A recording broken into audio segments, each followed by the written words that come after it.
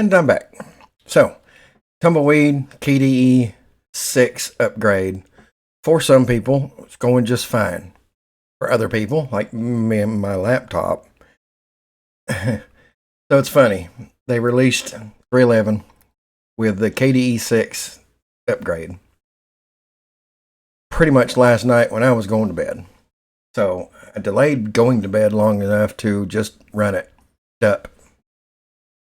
And it completely broke that laptop. Did a rollback, everything's fine, nothing broken. So today, now that I've got time to do this and after work, and I have mentioned before that work is terribly interfering with my recording of YouTube videos, but I digress. I have it updated on the laptop. I'm going to show you how to upgrade Tumbleweed to KDE Plasma 6 safely. For those of you that are not having a problem, awesome.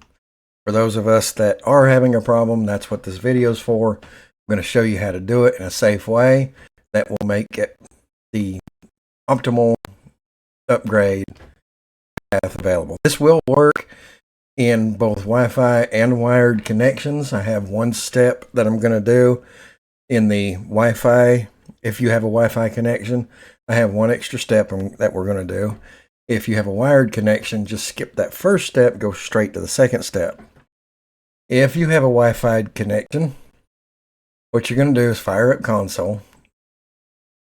I have done this on my laptop, so I can confirm that it works just fine.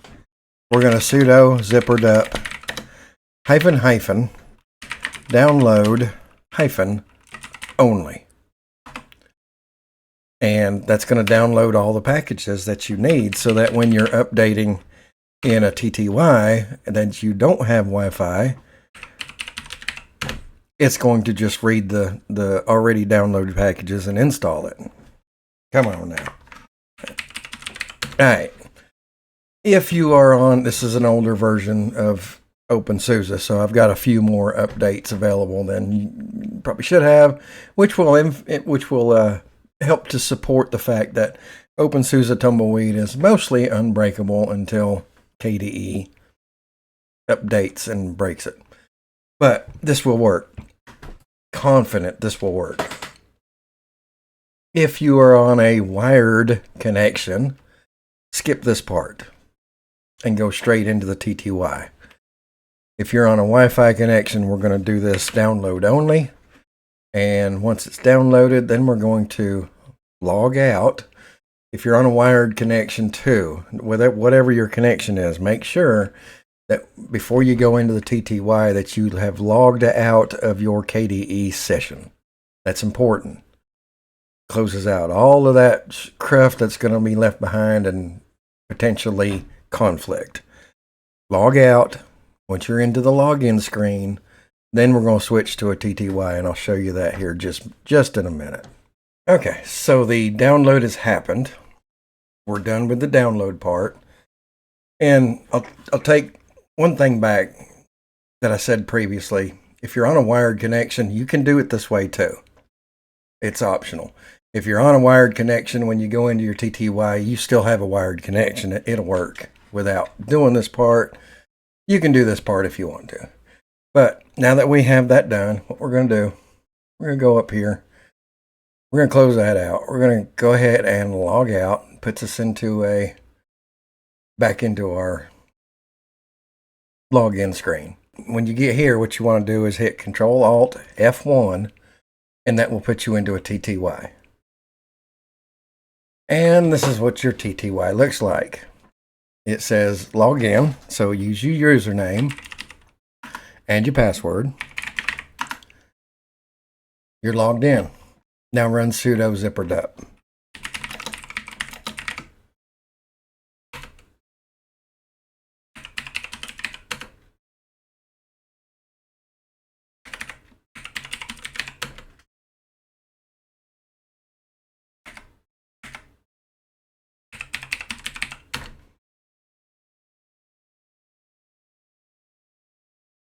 And there's all the packages ready to install.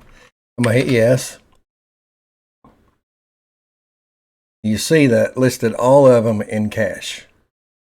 That means they're already downloaded, ready to install. This is how I did my laptop. Worked like a charm. The only thing that I found on the laptop after rebooting into KDE 6, the only minor issues that I'm having is that laptop's a 2-in-1. I can flip it around, turn it into a tablet. It's not letting me turn it on its end long ways, and then it flips the screen for me like a large tablet upright. Not a big deal. I don't use that option all that often. It's fine. I can work around that. Hopefully that'll be fixed in the next release, the next bug fix release. Let's see. I do have the long login where it delays, I'm going to say roughly about 20 seconds, 25 seconds. And I believe that's because that laptop doesn't have Bluetooth hardware. I'm actually not sure. I've never used it, so I'm not sure if it does or not. It does seem like it's having a long duration for logging in. That is because I do have KDE Connect on it. If you have KDE Connect on it, you might find this issue if you don't have Bluetooth hardware. They added Bluetooth capability to KDE Connect, and it's looking for Bluetooth hardware. That's supposed to be fixed in the next bug release, which is probably going to be a week or two, honestly, not long at all. I think it's already out. I'm not sure. Probably be a good week or so before we get it. I'm not sure, I'm guessing.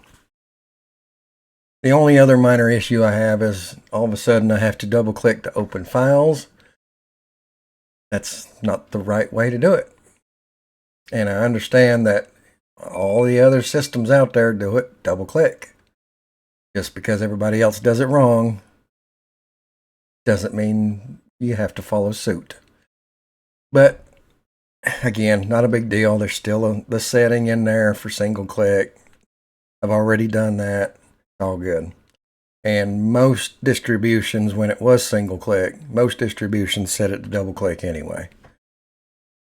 And I've only played with the laptop for about 5 minutes, so I don't know if there's any other issues. I will do another video in a couple of days explaining what issues I'm having, both with my laptop and with my main system. My main system needs to be able to play the games that I enjoy, and I'm not hearing anybody saying it doesn't, so there is that. But all in all, actually this is going pretty quick. I was going to pause it while it finished up, but you know what?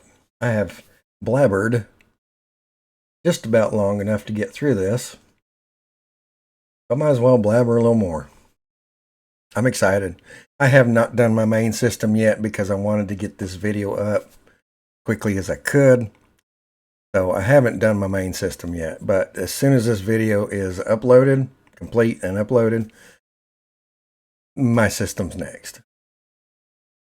Sweetie's laptop is running Monjero. I know Arch is already on KDE 5, or KDE 6 rather. So that's one I'm going to have to tackle pretty soon also. And I'll see if I can do it the same way, because I don't know if PAMAC has a download only option, but it appears that I'm fixing to find out. And we are done. The only thing left is to reboot, so sudo reboot. And I'm not sure why OpenSUSE requires sudo for reboot, because I don't think any other system out there does. But OpenSUSE Tumbleweed does. I don't know. Outstanding. We are done. What is that? Oh. New icon for... Oh, it does look like a disk. Okay. Cool. Alrighty. Network, wired connection. Let's quickly go into system tray. What is available in entries? It looks about the same. And the video I did previously, I didn't have when I installed and ran the Krypton, I think. It wouldn't give me display settings in the same virtual manager that I'm running right now. But I do have display configuration. Awesome. Kudos, OpenSUSE Tumbleweed team. It looks like most of that's about the same. Let's go into system settings. Actually, let's go into info. I like info. I like to show off info. KDE Plasma's version 6.0.1. Bingo. Bingo, bingo. All right. So, type in single, and you're going to get workspace general behavior. Right here's where your option is. Clicking files or folders opens them. That is the correct way to do it. And apply. Oh, what was the other thing I did in there? I don't remember. I want to see themes, because that was broken on my laptop last night too. Global theme. It's on OpenSUSE. I want Breeze Dark. That's the one I like. Desktop and window layout. Hit apply. Oh yeah. And I've got my floating panel. Oh yeah. All right. So I am one happy camper, even though this is a virtual machine. This is sweet. So I'm going to end this video here. I'm going to go ahead and do the same process, minus the download first part, maybe, probably, and get my main system updated. And yeah, ooh, I like it. Anyway, that's all for this video. Thank you so much for watching.